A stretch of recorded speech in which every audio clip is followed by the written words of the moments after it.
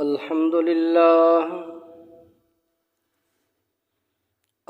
لله نحمده ونستعينه ونستغفره ونؤمن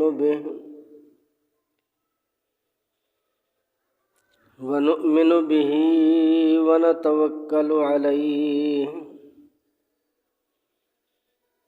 ونعوذ بالله من شرور أنفسنا ومن سيئات أعمالنا من يهده الله فلا مضل له ومن يضلله فلا هادي له ونشهد أن لا إله إلا الله وحده لا شريك له ونشهد أن سيدنا وسندنا وحبيبنا وحبيب ربنا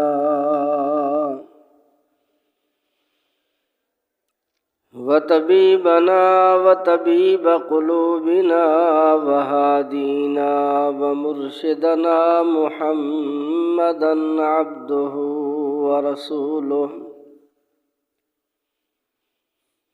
صلى الله عليه وسلم. أما بعد فأعوذ بالله من الشيطان الرجيم. بسم الله الرحمن الرحيم. وسيجنبها الأتقى الذي يؤتي ماله يتزكى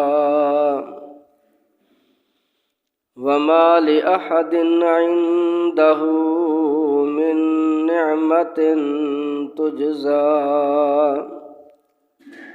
إلا ابتغاء وجه ربه الأعلى ولسوف يرضى. آمنت بالله صدق الله مولانا العظيم.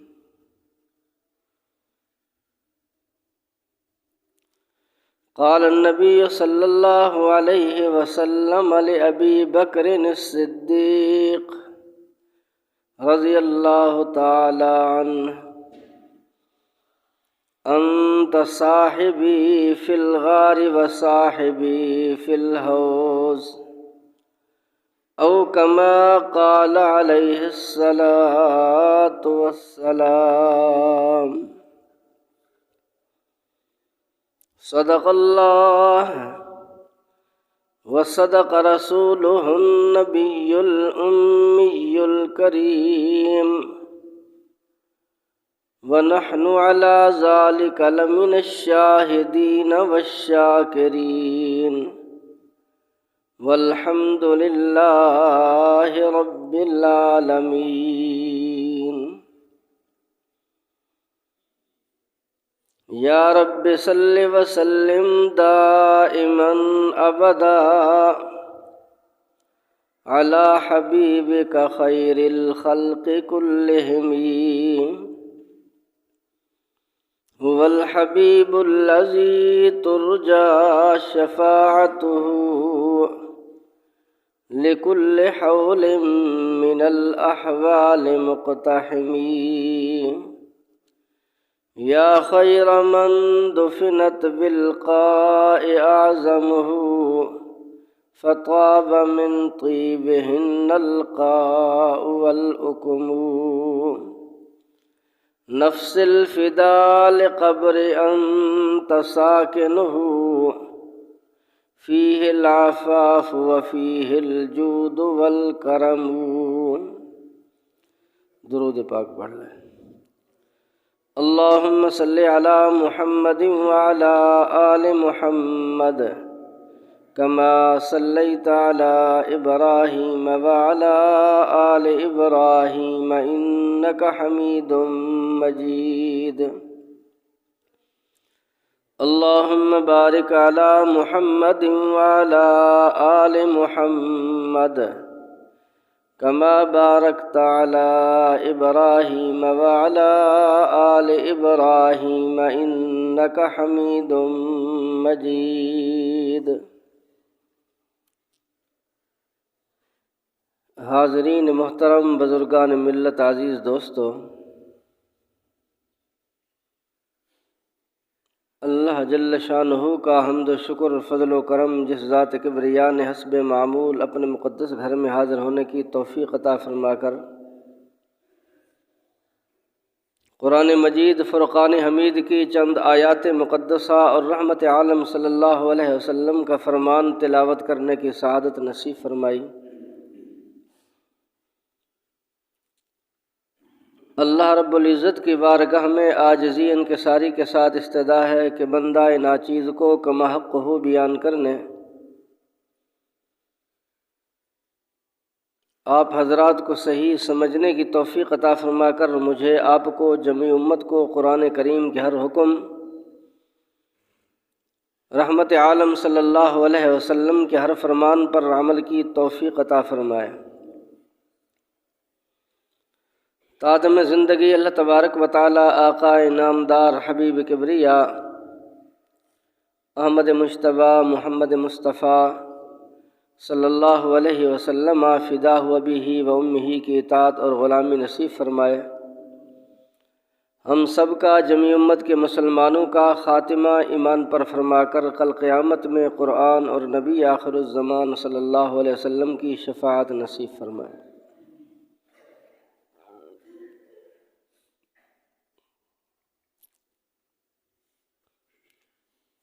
یہ جمادی الثانی کا مہینہ ہے۔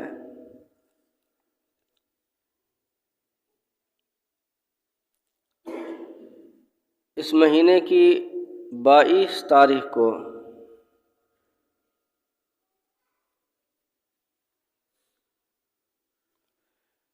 خلافت راشدہ کے پہلے تاجدار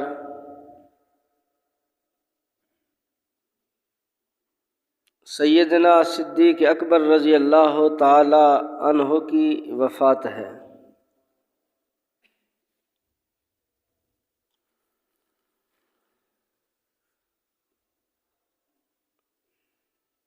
پورے سال عام طور پر اور اس مہینے میں خاص طور پر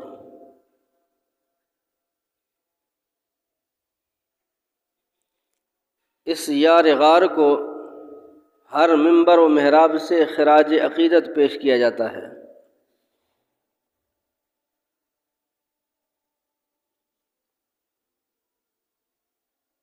تو اسی عنوان کے تحت ہی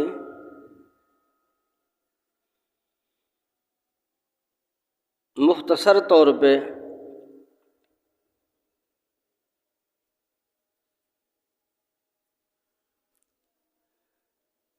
میں ایک سوار اور 3 سواریوں کا ذکر کروں گا۔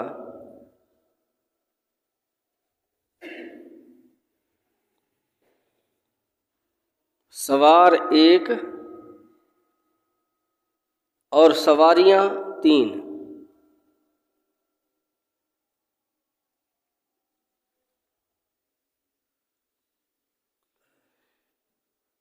ایک اماں حلیمہ کی سواری،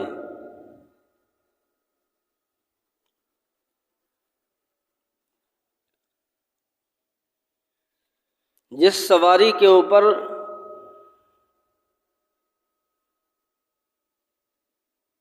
اس نے حضور صلی اللہ علیہ وسلم کو مکہ مکرمہ سے اٹھایا تھا اور طائف لے کر گئی تھی۔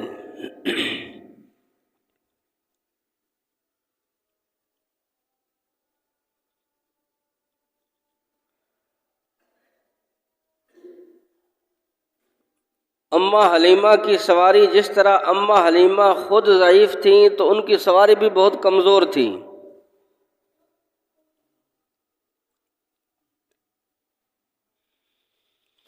اللہ کی شان ہے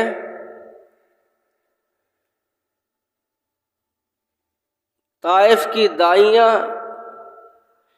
اس کی سواری کی کمزوری کی وجہ سے اس کو پیچھے چھوڑائی تھی اور کہا تھا کہ آپ کی سواری آپ ہمارے ساتھ نہیں چل سکتی، اور ہم اگر چلیں گے تو ہمیں دیر ہو جائے گی، ہم جا رہی ہیں اور تو آ جانا۔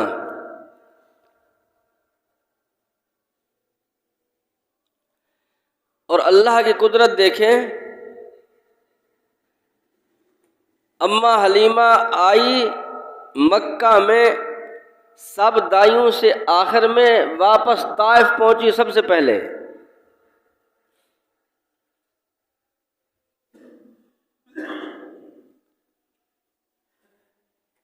طائف سب سے پہلے پہنچی۔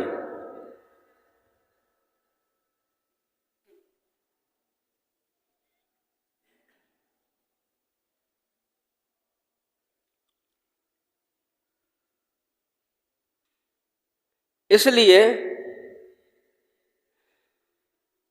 کہ واپسی میں انہوں نے جو سوار وہ برکت والا اٹھایا تھا نا، اللہ تعالیٰ نے اس کمزور اونٹنی کے اندر اتنی طاقت رکھ دی کہ دائیوں کی سواریاں اس سواری کا مقابلہ نہ کر سکیں۔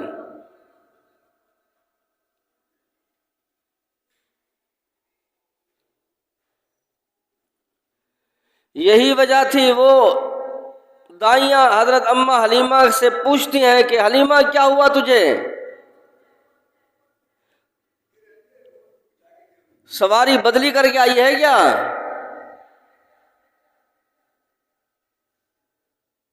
تو اماں حلیمہ فرمانے لگی سواری بدلی نہیں کی، سوار بدلی ہو گیا ہے۔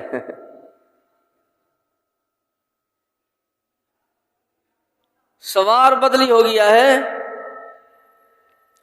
یہ اس سوار کی برکت ہے کہ یہ میری کمزور اونٹنی بھی تیز رفتار ہو گئی، سب سواریوں سے، تمہاری اونٹنیوں سے آگے چلی گئی۔ یہ سوار کی برکت ہے، سواری بدلی نہیں کی، سوار بدلی کیا ہے۔ پہلے تو مہار ہوتی تھی میرے شوہر کے ہاتھ میں، لیکن اب جو مہار ہے وہ میرے شوہر کے ہاتھ میں نہیں ہے، یہ مہار اس میری سواری کی اس یتیم بچے کے ہاتھ کے اندر ہے۔ اب آگے یہ ہے، اب جب اس کے ہاتھ میں یہ مہار آئی ہے اس کی، تو اب کوئی اس کی سواری مقابلہ نہیں کر سکتی۔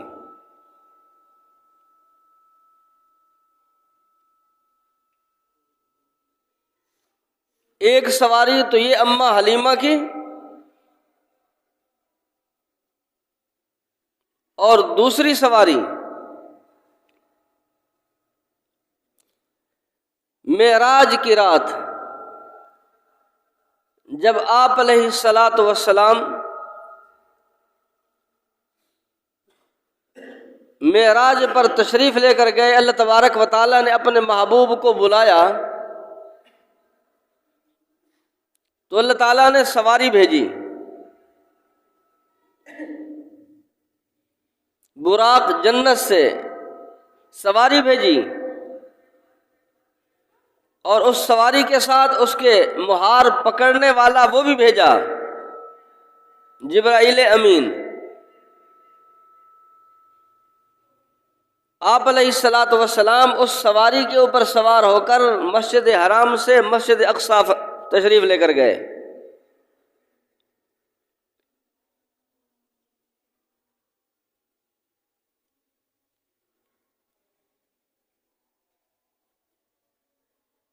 اور یہ خدمت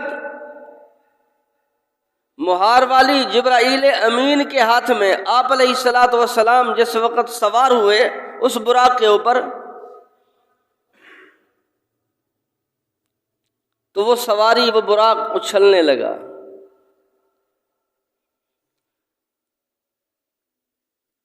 سمجھا گیا کہ شاید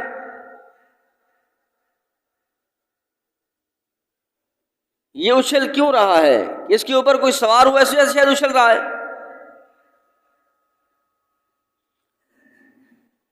اور کہا کہ تجھے پتہ نہیں ہے تیرے اوپر سوار کون ہے؟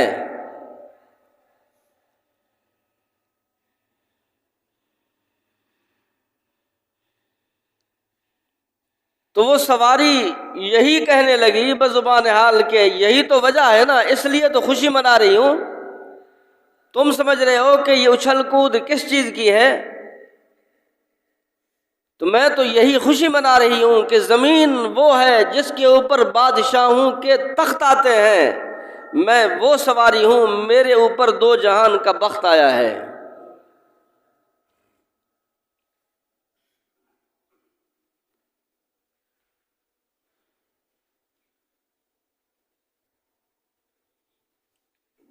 بچپن میں اماں حلیمہ کی سواری، معراج پر تشریف لے گئے تو براق سواری، سواریاں دو ہو گئیں، سوار وہی ایک ہی ہے۔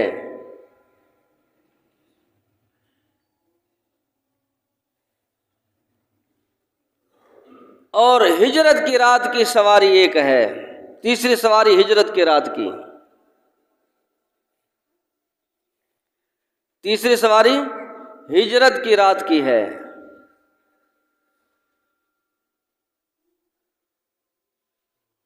آپ علیہ الصلاۃ والسلام جب حضرت ابو بکر صدیق رضی اللہ تعالیٰ عنہ کے گھر تشریف لے کر گئے رات کے وقت میں،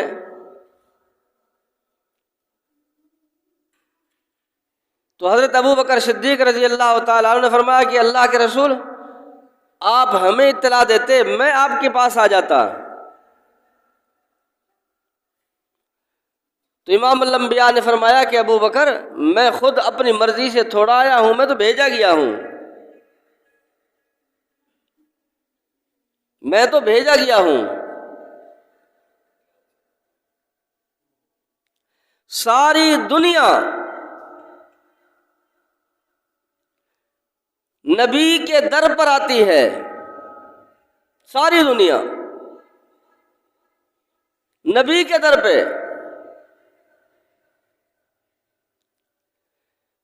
حضرت بلال حبشے سے نبی کے در پر، حضرت صہیب روم سے نبی کے در پہ، حضرت سلمان فارس سے نبی کے در پہ،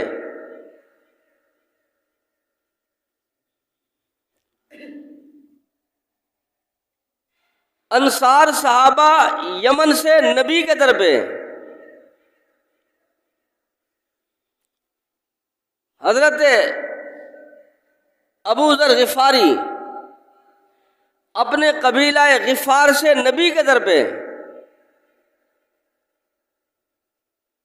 قرآن کریم لوح محفوظ سے اتر کر نبی کے پاس، جبرائیل امین فرشتوں کے سردار حضور صلی اللہ علیہ وسلم کے دروازے پہ، اور آج دنیا کے بڑے بڑے بادشاہ نبی کے در پہ۔ جب ہجرت کی رات آتی ہے تو رحمت عالم صلی اللہ علیہ وسلم حضرت ابو بکر صدیق کے دروازے پہ۔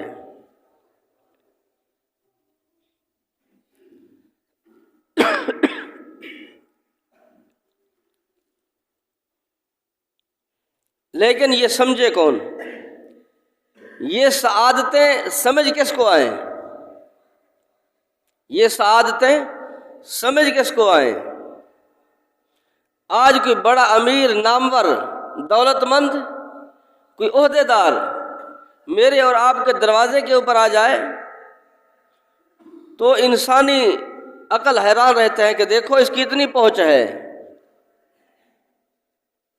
فلاں وزیر اس کے پاس آیا، اس کے گھر پہ آیا،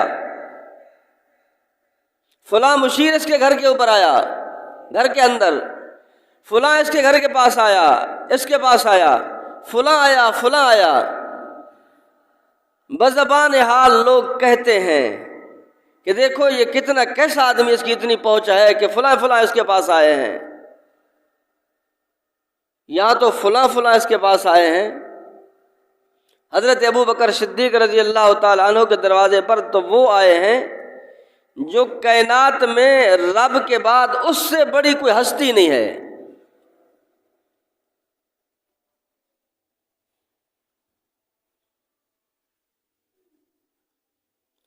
آپ علیہ الصلاۃ والسلام تشریف لے کر گئے، حضرت ابو بکر صدیق رضی اللہ تعالیٰ عنہ سے فرمایا کہ ابو بکر، ہجرت کا حکم ہے، چلنا ہے۔ فرمایا کہ اللہ کے رسول آپ کو ہے؟ فرمایا آپ کو بھی ہے۔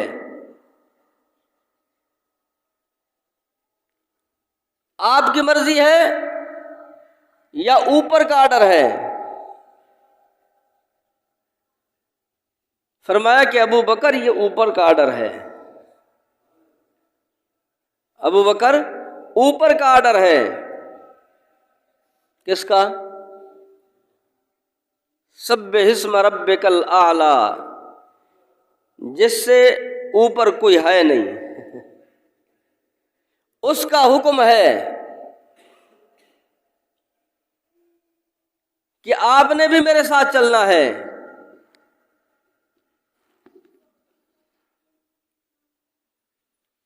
اللہ کی شان ہے، آپ علیہ الصلاۃ والسلام اپنے بستر کے اوپر اپنے گھر میں حضرت علی المرتضیٰ کو سلا کے آئے، اپنی چادر دے کر آئے، اسے اوڑھ کر سو جاؤ۔ مشرکین مکہ کی امانتیں حضرت علی المرتضیٰ کے حوالے کر کے آئے کہ یہ صبح کو ان کی واپس کر دینا۔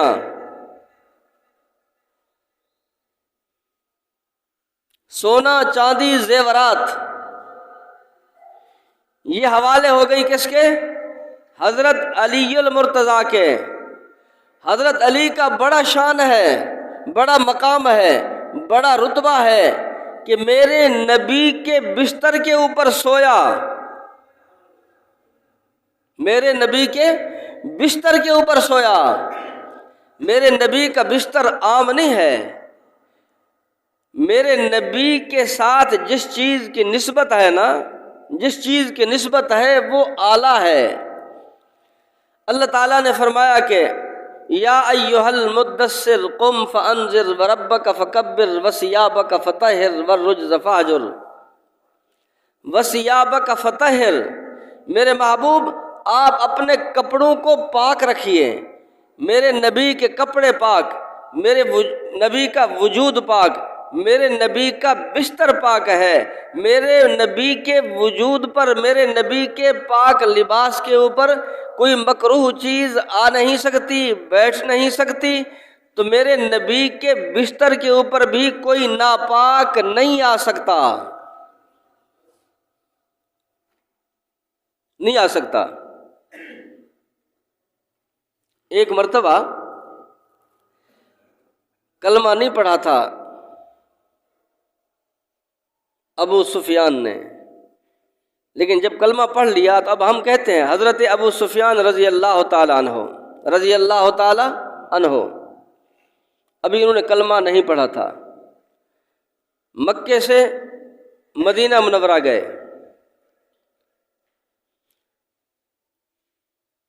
بیٹی حضور صلی اللہ علیہ وسلم کے عقد اور نکاح میں ہے، حضرت ام حبیبہ،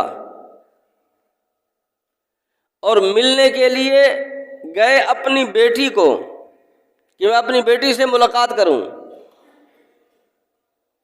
حضرت ام حبیبہ رضی اللہ تعالی عنہا، ام المؤمنین ام حبیبہ رضی اللہ تعالی عنہا، اللہ کی شان ہے، باپ ابھی مقابلہ کر رہا ہے لیکن بیٹی آپ علیہ الصلاۃ والسلام کے عقد کے اندر آ کر اور وہ امہات المؤمنین بن گئی ہے۔ اللہ کی یہ شان ہے۔ جب وہاں پر گئے ملنے کے لیے تو رحمت عالم صلی اللہ علیہ وسلم کا بستر مبارک جو تھا وہ بچھا ہوا تھا، بیٹی کا گھر ہے، بیٹی کا کمرہ ہے، بچھے ہوئے بستر کے اوپر بیٹھنے لگے، لیکن حضرت ام حبیبہ نے فرمایا کہ نہیں نہیں ابا جان ٹھہرو، آپ بیٹھے نہیں اس کے اوپر۔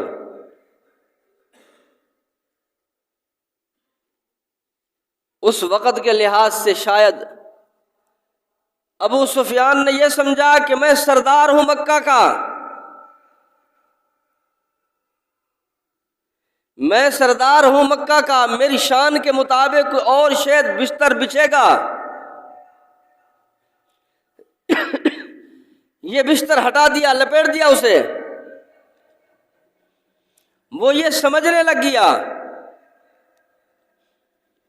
لیکن جب ام حبیبہ رضی اللہ تعالی عنہا نے، ام المؤمنین نے وہ بستر لپیٹ کر ایک سائڈ پہ رکھ دیا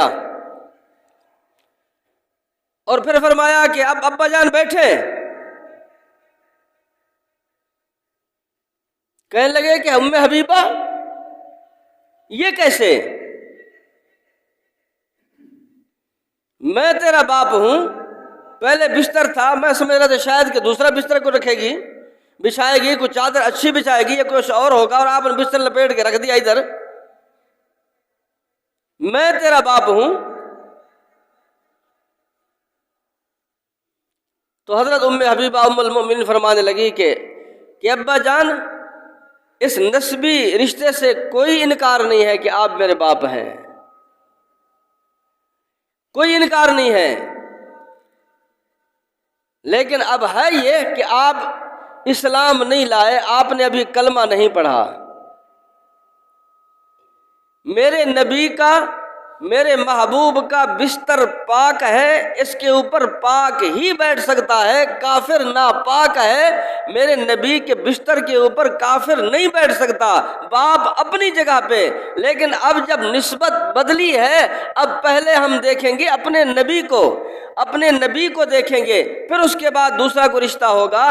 تو اس وجہ سے آپ کا مقام نسبی اپنی جگہ پہ، کوئی انکار نہیں ہے، آپ کی میں خدمت کروں گی، پانی پلاؤں گی، سب کچھ ہوگا، لیکن یہ بستر میرے نبی کا تھا، یہ پاک تھا، اس بستر کے اوپر ناپاک نہیں بیٹھ سکتا۔ حضرت علی المرتضیٰ رضی اللہ تعالی عنہ سو گئے اس بستر کے اوپر۔ علی پاک تھے، کیا تھے؟ پاک تھے نا۔ اب ہم نے کب انکار کیا کہ علی ناپاک پاک نہیں ہے؟ جی آیا ہی تھا میرا نبی پاک کرنے کے لیے۔ ربنا وبعث فیہم رسولا منہم یتلو علیہم آیاتہ ویزکیہم، ربنا وبعث فیہم رسولا منہم یتلو علیہم آیاتک ویعلمہم الکتاب والحکمہ ویزکیہم انک انت العزیز الحکیم۔ میرے محبوب صلی اللہ علیہ وسلم کی بعثت کا مقصد بھی یہی تھا کہ آپ علیہ الصلوۃ والسلام نے آ کر ان صحابہ کرام رضوان اللہ علیہم اجمعین کا تزکیہ کیا ہے، ان کے پاک کیا ہے۔ ہمیشہ اصول بھی یہی ہے، پہلے برتن کو صاف اور پاک کیا جاتا ہے، پھر کوئی قیمتی چیز ڈالی جاتی ہے۔ پہلے ان کے دلوں کو پاک کیا گیا، پاک کرنے کے بعد پھر ان کے دلوں کے اندر ایمان کو رکھا گیا ہے۔ ایمان ایک قیمتی چیز تھی، اس سے بڑی قیمتی چیز کوئی بھی نہیں تھی۔ اللہ تبارک و تعالیٰ نے فرمایا وَزَيَّنَهُ فِي قُلُوبِكُمْ، فرمایا ہم نے ان کے دلوں کو مزین کر دیا تھا ایمان کی وجہ سے۔ جیسے کبھی آپ نے دیکھا ہوگا کسی کمرے کو سجاتے ہیں، وہاں پر پہلے یہ اصول ہوتا تھا قیمتی قیمتی اشیاء کمرے کے ایک سائڈ پہ، جہاں مچان کوئی بنا کر کوئی برتن قیمتی، اشیاء قیمتی، اس کمرے کی تزئین کے لیے، اس کمرے کی خوبصورتی کے لیے، ڈیزائن کے لیے ان برتنوں کو سجایا جاتا تھا کہ برتن خوبصورت نظر آئیں۔ اللہ تعالیٰ فرماتے ہیں جیسے تم اپنے برتنوں کو، اپنے کمروں کو سج گیا ہے، اب ایمان سجانے والا کون؟ آواز تو دو۔ صحابہ کرام رضوان اللہ علیہ اجمعین کے دل کے اندر ایمان سجانے والا کون ہے؟ اللہ تعالیٰ خود فرماتے ہیں اولئک کتب فی قلوبہم الایمان، فرمایا کہ ہم نے ان کے دلوں کے اوپر ایمان لکھ دیا ہے۔ اولئک کتب فی قلوبہم الایمان، صحابہ کرام کے دلوں کے اوپر ایمان کو لکھا گیا۔ لکھنے والا میں نہیں ہوں، لکھنے والے آپ نہیں ہیں، لکھنے والے کوئی دنیا والے نہیں ہیں، لکھنے والے کوئی عام نہیں ہے۔ یہ دنیا کی قلم سیاہی کاغذ دوات نہیں ہے جو تیرا میرا لکھا ہوا ہو مٹ جائے۔ فرمایا خداوند قدوس نے اس دل کے اوپر ایمان ایسا لکھ دیا ہے جو دنیا کی کوئی طاقت اسے مٹا نہیں سکتی۔ اولئک کتب فی قلوبہم الایمان۔ تو کون کہتا ہے کہ صحابہ کرام اور حضرت علی المرتضیٰ رضی اللہ تعالیٰ عنہ وہ پاک نہیں تھے؟ وہ تو پاک تھے، میرے نبی آئے بھی تھے پاک کرنے کے لیے۔ حضرت علی المرتضیٰ بھی پاک ہیں، حضرت ابوبکر صدیق بھی پاک ہیں، حضرت عمر فاروق بھی پاک ہیں، حضرت عثمان بھی پاک ہیں، حضرت حسن بھی پاک ہیں، حضرت حسین بھی پاک ہیں، حضرت فاطمہ بھی پاک ہیں، حضرت زینب رقیہ ام کلثوم آپ کی بیٹیاں بھی پاک ہیں، آپ کی ازواج مطہرات حضرت خدیجہ، حضرت عائشہ، حضرت حفصہ، حضرت ام حبیبہ، یہ سب کی سب پاک ہیں۔ آئے ہی تھے میرے نبی پاک کرنے کے لیے۔ دنیا کے اندر جو جس مقصد کے لیے آتا ہے، فرمایا جس وقت وہ مقصد پورا ہوتا ہے پھر واپس ہو جاتا ہے۔ فرمایا اگر وہ مقصد جس کے لیے آئے اگر وہ مقصد پورا نہ ہو تو دنیا کے اندر وہ انسان ناکام جاتا ہے۔ خداوند قدوس نے بھیجا تھا اس دنیا کے اندر میرے محبوب کو تزکیہ کرنے کے لیے۔ اگر میرا محبوب تزکیہ نہیں کر سکا تو معاذ اللہ اپنے مشن کے اندر ناکام ہو گئے۔ نہیں، جتنے نبی آئے جو مشن ملا تھا، فرمایا سارے نبی اپنے مشن کے اندر کامیاب، میرے محبوب تو بدرجہ اولا کامیاب۔ یہ تو ہو نہیں سکتا، یہ تو ہو نہیں سکتا۔ آج آپ کے دنیا کا ایک استاد 1 سال محنت کرائے ایک کلاس کے اندر، جتنے بھی شاگرد ہوں سب کو پاس کرا دے، سارے کے سارے پاس ہو جائیں، لیکن میرے محبوب صلی اللہ علیہ وسلم نے جن کے اوپر 23 سال محنت کی ہے وہ ناکام کیسے ہو سکتے ہیں؟ کوئی ناکام نہیں، سب کے سب کامیاب۔ اولئک ھم الراشدون، اولئک ھم المؤمنون حقا، اولئک ھم الصادقون۔ خداوند قدوس نے صحابہ کرام رضوان اللہ علیہ اجمعین کی صفات کو بیان کیا ہے۔ قرآن کریم اٹھاتے جائیں، صحابہ کرام کی صفات پڑھتے جائیں، جہاں قرآن کریم کے اندر ہم ہوگا اس سے مراد صحابہ کرام، اگر کم ہوگا تو اس سے مراد صحابہ کرام ہیں۔ اولئک علی ھدی من ربہم واولئک ھم المفلحون۔ خداوند قدوس تو ان کی کامیابی کے متعلق فرما رہے ہیں، سرٹیفکیٹ دے رہے ہیں کہ وہ سارے کے سارے جتنے تھے سارے کامیاب ہو گئے۔ تو حضرت علی المرتضیٰ بھی کامیاب، ابو بکر عمر عثمان و حیدر سارے کے سارے کامیاب، طلحہ و زبیر بھی کامیاب، صحابہ صحابیات ازواج مطہرات اہل بیت سب پاک ہیں۔ میرے نبی کریم صلی اللہ علیہ وسلم آئے ہی تھے پاک کرنے کے لیے، تو پاک بستر ہے میرے محبوب کا۔ حضرت علی المرتضیٰ رضی اللہ تعالیٰ عنہ اس بستر کے اوپر سو گئے، حضور صلی اللہ علیہ وسلم کی چادر مبارک بھی پاک ہے، حضرت علی المرتضیٰ نے اس چادر کو اپنے اوپر اوڑھ لیا ہے۔ رحمت عالم صلی اللہ علیہ وسلم کا گھر، بستر آپ کا، حضرت علی المرتضیٰ بستر کے اوپر، قربان جاؤں بستر علی المرتضیٰ کے حوالے، چادر حضرت علی المرتضیٰ کے حوالے، لیکن قربان جاؤں وہ بستر والا حضرت ابو بکر صدیق کے حوالے۔ جی اگر کسی کو بستر مل جائے بڑی بات ہے، کیا ہے؟ بستر مل جائے بڑی بات ہے۔ آپ کو پتہ ہے میرے نبی پاک صلی اللہ علیہ وسلم کی ایک ایک چیز قیمتی ہے جو دنیا کی کوئی چیز کا مقابلہ نہیں کر سکتی۔ آپ نے نام سنا ہوگا حضرت خالد بن ولید رضی اللہ تعالیٰ عنہ کا، سنا ہے نا نام؟ جن کا لقب تھا سیف اللہ۔ کیا لقب تھا؟ سیف اللہ، اللہ کی تلوار۔ حضرت خالد بن ولید رضی اللہ تعالیٰ عنہ جن کا لقب سیف اللہ، اللہ کی تلوار ہے، جتنی بھی جنگیں حضرت خالد بن ولید نے لڑی ہیں، کوئی جنگ ایسی نہیں ہے جس کے اندر حضرت خالد بن ولید اس جنگ کے اندر ناکام ہوئے ہوں۔ کیا ہوا ہو؟ کسی جنگ کے اندر ہزاروں کو لاکھوں کے مقابلہ کے اندر لڑا دیا، جنگ کرا دی، گنتی کے حساب سے جو سینکڑوں کی تعداد کے اندر کافر تھے مقابلہ کرا دیا ہے، کامیاب ہو گئے۔ کامیابی کا کیا راز تھا؟ کامیابی کا کیا راز تھا؟ حضرت خالد بن ولید رضی اللہ تعالیٰ عنہ کے سر مبارک کے اوپر ایک ٹوپی تھی، وہ ٹوپی پہن کر رکھتے تھے، جس لڑائی کے اندر جاتے تھے، جس جنگ کے اندر جاتے تھے، وہ ٹوپی پہن کے رکھتے تھے۔ ایک مرتبہ حضرت خالد بن ولید رضی اللہ تعالیٰ عنہ کی وہ ٹوپی گر گئی ایسے زمین کے اوپر، جلدی سے اسے اٹھایا اور اٹھا کر اپنے قریب کیا اسے۔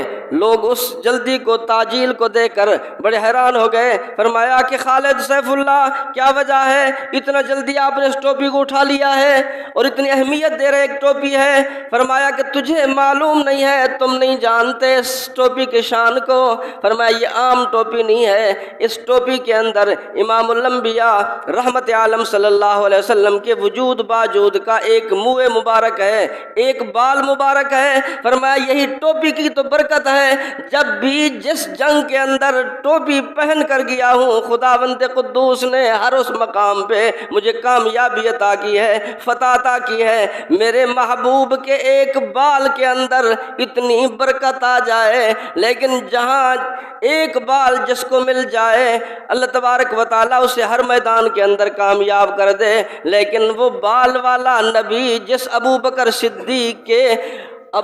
صدیق کو مل جائے، فرمایا وہ ابو بکر صدیق کیسے ناکام ہو جاتا ہے؟ جی، اگر کسی کو بال ملے وہ کامیاب ہو جائے، صرف ایک بال، لیکن وہی نبی حضرت ابو بکر صدیق کے پاس آ جائے تو ابو بکر صدیق کیسے ناکام ہو؟ ہم تو اس چیز کو سمجھتے نہیں ہیں نا۔ یہ تو صحابہ سمجھتے تھے۔ ایک صحابی کے بال بڑھتے بڑھتے بڑھتے بڑھتے لمبے ہو گئے، اسے کہا گیا کہ اتنے لمبے ہو گئے ہیں بال، ان کو بنواتے نہیں ہو؟ تو وہ کہنے لگے کہ ان بالوں کے اوپر میرے نبی کے ہاتھ لگے ہیں۔ یہ نسبت ختم ہو جائے گی، یہ نسبت ختم ہو جائے گی۔ نبی کے صرف ان بالوں کے اوپر ہاتھ پھیرنے کی وجہ سے وہ اپنے آپ کو اتنا سعادت مند سمجھ رہا ہے، لیکن وہ ابو بکر، جس ابو بکر کے گھر پہ وہ سعادت مند نبی ابو بکر صدیق کے گھر پہ کھڑا ہو، وہ گھر کتنا سعادت مند ہوگا۔ ہمیں کوئی اعتراض نہیں ہے، کسی کو چادر ملی ہے فابہا، کسی کو بستر ملا ہے فابہا، اچھی بات ہے، بڑی سعادت ہے، اس سعادت اور خوش نصیبی کے کیا کہنے ہیں۔ لیکن ذرا اسے بھی تو دیکھو نا جن کے پاس وہ چادر والا خود گیا ہو۔ رحمت عالم صلی اللہ علیہ وسلم فرماتے ہیں کہ ابو بکر میں آیا نہیں ہوں، بھیجا گیا ہوں، آیا نہیں ہوں، بھیجا گیا ہوں، آپ نے بھی چلنا ہے، اللہ کی طرف سے حکم ہے۔ پھر آپ نے پوچھا ابو بکر سواری کا انتظام ہے؟ کیا ہے؟ سواری کا انتظام ہے؟ آخر چلنا جو ہے نا، حضرت ابو بکر صدیق فرماتے ہیں کہ اللہ کے رسول جس جگہ پہ ابو بکر صدیق ہو وہاں سواری کی کیا ضرورت ہے؟ میں سواری بن جاؤں گا، آپ سوار بن جانا، میں سواری بن جاؤں گا، آپ سوار بن جانا۔ نبوت کا بوجھ، نبوت کا وزن دنیا میں کسی کو طاقت نہیں ہے وہ اٹھا سکے۔ نبی تو اٹھا لے گا کسی کے وزن کو، کسی کے بوجھ کو، نبی کو اٹھا لے گا کہ اگر اس کے اوپر حضرت حسین کندھے پہ سوار ہو جائیں میرا نبی اٹھا لے گا، حضرت حسن سوار ہو جائیں نبی اٹھا لیں گے، حضرت علی المرتضیٰ اگر سوار ہو جائیں ایک روایت کے مطابق میرے نبی اٹھا لیں گے، لیکن میرے نبی کا وزن نبوت والا اتنا ہے، فرمایا کہ صرف ایک ہے اس وزن کو اٹھانے والا، وہ حضرت ابو بکر صدیق ہے، صدیق کے علاوہ کوئی نہیں ہے جو میرے نبی کے بوجھ کو اٹھا سکے۔ نبوت کا بوجھ ہے، ایسے نہیں ہے، نبوت کا بوجھ ہے۔ ایک صحابی فرماتے ہیں کہ حضور صلی اللہ علیہ وسلم میرے ساتھ بیٹھے ہوئے تھے اور میری ہی ران کے اوپر آپ نے اپنا گھٹنا رکھا ہوا تھا، اچانک کی وحی آ گئی، اچانک وحی آ گئی، بس جیسے وحی آئی نا، وہ وحی کا اتنا بوجھ ہوتا تھا کہ ناقابل برداشت ہو گیا کہ میرا وجود، میں اپنے آپ کو سنبھال نہیں سک رہا تھا کہ میں سمجھا کہ اگر کچھ دیر اور یہ وحی چلی تو میرا جسم، میری یہ ران پھٹ جائے گی۔ اور جب آپ علیہ الصلوۃ والسلام کسی اونٹنی کے اوپر سوار ہوتے، جبرائیل امین وحی لے کر آتے تھے تو وہ اونٹنی ایسے وزن سے کانپنے لگ جاتی تھی، کانپنے لگ جاتی تھی۔ نبوت کا بوجھ عام نہیں ہے۔ حضرت ابو بکر صدیق رضی اللہ تعالیٰ عنہ نے اپنے آپ کو پیش کیا، یہ وہ تیسری سواری ہے، سوار ایک ہے، سواریاں بدلتی رہیں، سوار ایک ہے، اب یہ تیسری سواری ہے جو ہجرت والی رات حضرت ابو بکر صدیق نے اپنے آپ کو پیش کیا ہے اور اٹھا کر لے کر گئے ہیں میرے محبوب کو۔ اگر اماں حلیمہ کی سواری میرے نبی کو اٹھا کر لے جائے، وہ طائف کی دائیوں کی ساری سواریوں سے سبقت لے جائے، وہ آگے چلی جائے، وہ ان سے بڑھ جائے، وہ تو اونٹنی تھی، اونٹنی بڑھ سکتی ہے، میرا نبی اونٹنی کے اوپر سوار ہو جائے، اس اونٹنی کا شان بڑھ جائے، میرا نبی براق کے اوپر سوار ہو جائے معراج والی رات، اس براق کا سوار شان بڑھ جائے، تو جس ابو بکر صدیق پہ اس ہجرت والی رات میرے نبی سوار ہوئے ہیں، ابو بکر صدیق کا شان نہیں بڑھا؟ ان کا شان نہیں بڑھا؟ جہاں میرے نبی کے قدم لگ جائیں وہ جگہ برکت والی بن جاتی ہیں۔ جہاں میرا نبی اٹھے، جہاں بیٹھے، جس جگہ پہ کھائے، جس چیز کو ہاتھ لگ جائے، جس چیز کی نسبت ہو جائے میرے نبی کے ساتھ، وہ ساری چیزیں اونچی ہو جاتی ہیں جی۔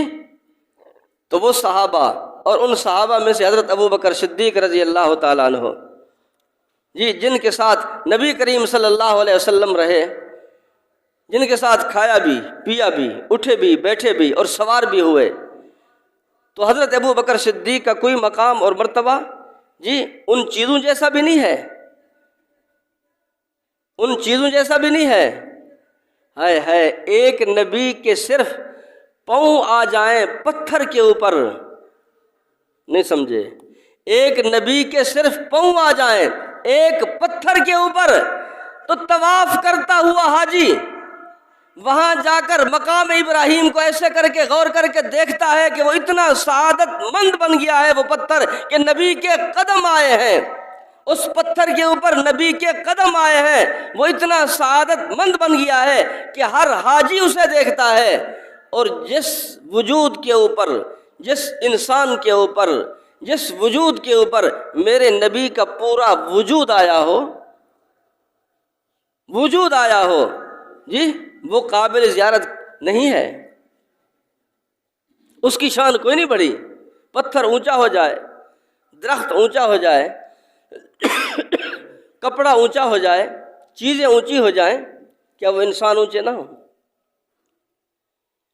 تو میرے نبی کے ساتھ جس چیز کی بھی نسبت ہو گئی ہے وہ سب چیزیں اونچی ہو گئی ہیں، ان کا مقابلہ کوئی نہیں کر سکتا۔ میرے نبی مکہ میں رہے تو مکہ جیسا کوئی شہر ہے؟ میرے نبی مدینے میں رہے تو مدینے جیسا کوئی شہر ہے؟ جہاں میرے نبی کے قدم لگے ہیں تو وہاں جا کر زیارتیں کرتے ہو، کبھی بدر میں جاتے ہو، احد میں جاتے ہو، حدیبیہ کے اندر جاتے ہو، پتہ نہیں کہاں کہاں جاتے ہو، کہتے ہو یہاں میرے نبی آئے تھے، یہاں بیٹھے تھے، اس کنویں کے اوپر پانی پیا تھا، یہاں میرے نبی نے آمد و رفت ہوئی ہے، یہاں میرے نبی نے باغ لگایا ہے۔ جی ان کی قدر دلوں کے اندر آ گئی ہے، جن کی نسبت چیزوں کی میرے نبی کے ساتھ ہو گئی ہے۔ تو صحابہ کرام کی نسبت میرے نبی کے ساتھ ہے، ایک دن کی نہیں 23 سال کی ہے، تو ان کی قدر ہمارے دلوں میں نہیں آئی، سوچنے کا مقام ہے۔ تو یہ 22 جمادی الثانی سیدنا ابو بکر صدیق رضی اللہ تعالیٰ عنہ کی وفات حسرت آیات کا دن ہے۔ خلیفہ اول، خلیفہ بلا فصل سیدنا ابو بکر صدیق رضی اللہ تعالیٰ عنہ، یار غار اور یار مزار اور یار حوض اور پھر یار جنت جی جو ہر جگہ پہ ساتھ، اس کی وفات ہے 22۔ تو یہ خود بھی نوٹ کریں ان چیزوں کو، اور اپنے بچوں کو یہ یاد کرائیں، ان کو بتائیں، یہ ہمارا ورثہ ہے، یہ ہمارا ورثہ ہے، ہم بھی یاد رکھیں اور اپنے بچوں کو بھی یاد کرائیں۔ باقی تو سب کو یاد کراتے ہیں جی، جس طریقے سے کہ علامہ اقبال کہاں پیدا ہوئے تھے جی، ان کی قبر کہاں پہ ہے جی، اسی طریقے سے قائد اعظم کہاں پیدا ہوئے تھے، ان کی پیدائش کا دن کون سا ہے، کس تاریخ کو ہوئے۔